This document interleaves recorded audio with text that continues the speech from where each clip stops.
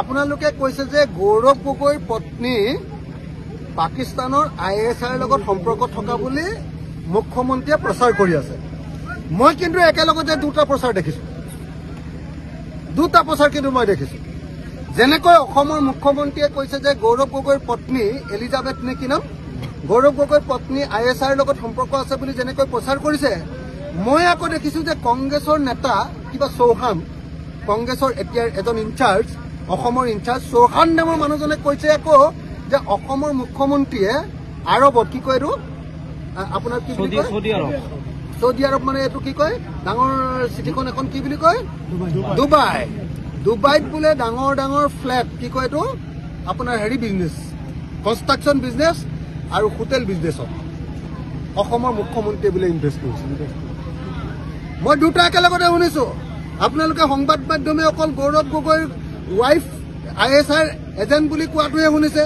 মই একেলগতে দুটা কথা শুনি আছো, যে এফালেদি গৌৰৱ গগৈৰ ৱাইফক ISI এজেণ্ট বুলি কোৱা শুনিছো, আৰু আনফালেদি আকৌ কংগ্ৰেছৰ পৰা অভিযোগ তোলা শুনিছো যে অসমৰ মুখ্যমন্ত্ৰীজনে বোলে কি কয়, এডোখৰ ঠাই কি বুলি কয়, ডুবাইত বোলে ডাঙৰ ডাঙৰ এপাৰ্টমেণ্ট বনাইছে, ডাঙৰ ডাঙৰ কি কয় আপোনাৰ হাউচিং বিজনেছত বোলে টকা খটুৱাইছে আৰু হোটেল বিজনেছত বোলে টকা খটুৱাইছে, এই বুলি মই শুনিছো দেই।